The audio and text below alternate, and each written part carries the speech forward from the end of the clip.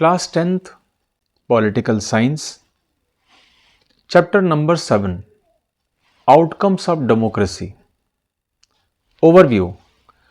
As we begin to wind up our tour of democracy, it is time to move beyond our discussion of a specific themes and ask a general set of questions. What does democracy do?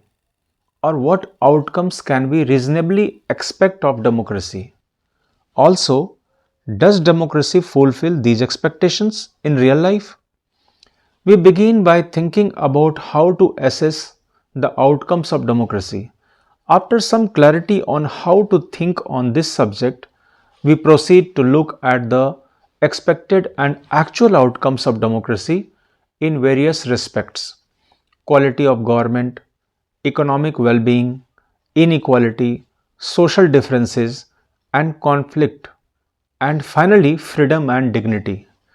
Our final verdict, positive but qualified, leads us to think about the challenges to democracy in the next and final chapter. How do we assess democracy's outcomes? Do you remember how students in Madame Lingdo class argued about democracy? This was in chapter 2 of class 9 textbook. It emerged from that conversation that democracy is a better form of government when compared with dictatorship or any other alternative. We felt that democracy was better because it promotes equality among citizens. It enhances the dignity of the individual. It improves the quality of decision making. It provides a method of resolve conflicts, and it allows room to correct mistakes. Are these expectations realized under democracies? When we talk to people around us, most of them support democracy against other alternatives, such as rule by a monarch or military or religious leaders.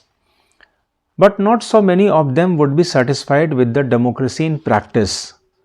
So we face a dilemma. Democracy is seen to be good in principle, but felt to be not so good in its practice. This dilemma invites us to think hard about the outcomes of democracy. Do we prefer democracy only for moral reasons? Or are there some prudential reason to support democracy too? Over a hundred countries of the world today claim and practice some kind of democratic politics. They have formal constitutions, they hold elections, they have parties, and they guarantee rights of citizens.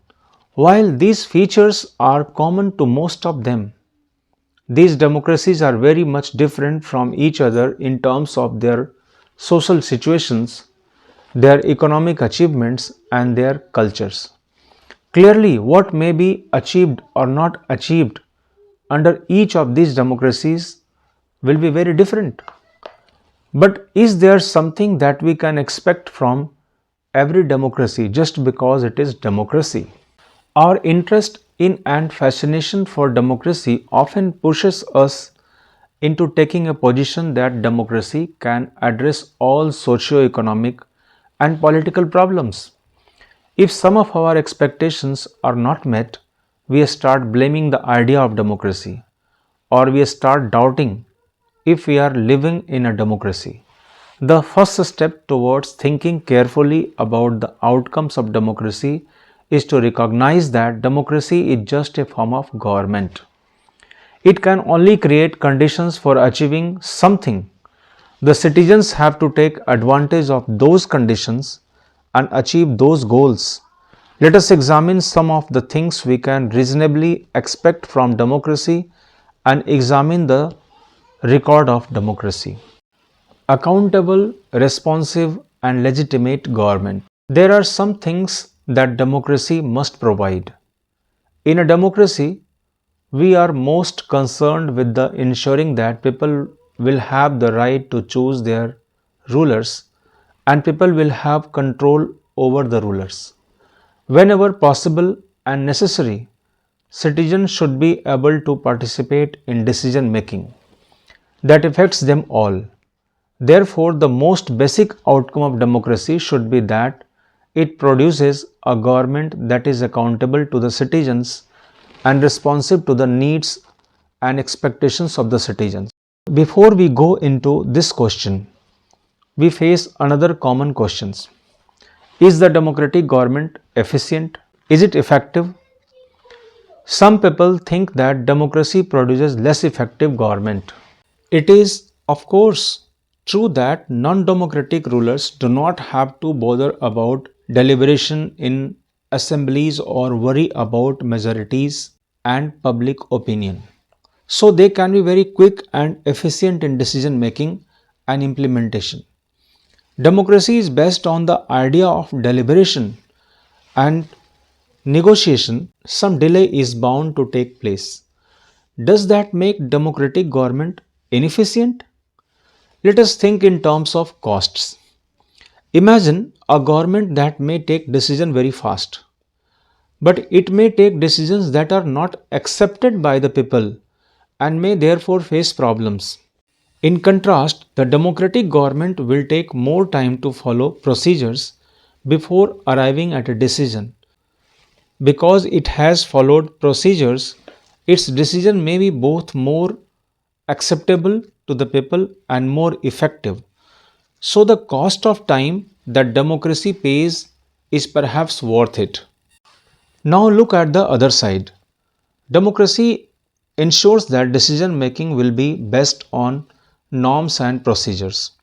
So, a citizen who wants to know if a decision was taken through the correct procedures can find this out. She has the right and the means of examine the process of decision making. This is known as transparency. This factor is often missing from a non-democratic government. Therefore, when we are trying to find out the outcomes of democracy, it is right to expect democracy to produce a government that follows procedures and is accountable to the people. We can also expect that the democratic government develops mechanism for citizens to hold the government accountable and mechanism for citizens to take part in decision making whenever they think fit.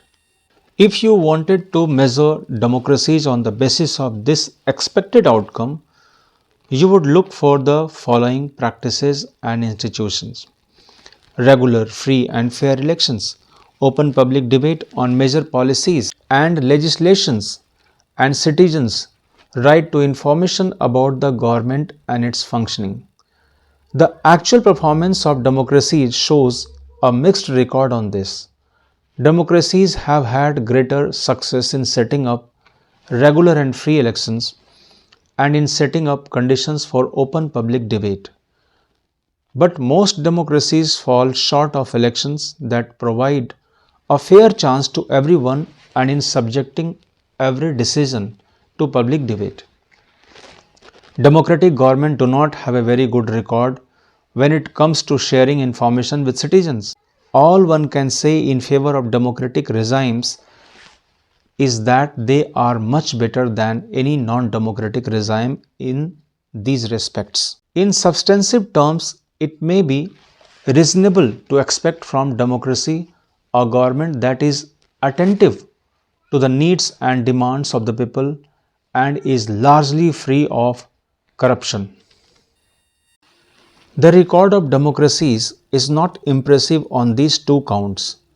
Democracies often frustrate the needs of the people and often ignore the demands of a majority of its population. The routine tales of corruption are enough to convince us that democracy is not free of this evil. At the same time, there is nothing to show that non-democracies are less corrupt or more sensitive to the people. There is one respect in which democratic government is certainly better than its alternative democratic government is legitimate government. It may be slow, less efficient, not always very responsive or clean, but a democratic government is people's own government. That is why there is an overwhelming support for the idea of democracy all over the world. As the accompanying evidence from South Asia shows, the support exists in countries with democratic regimes as well as countries without democratic regimes. People wish to be ruled by representatives elected by them. They also believe that democracy is suitable for their country. Democracy's ability to generate its own support is itself an outcome that cannot be ignored.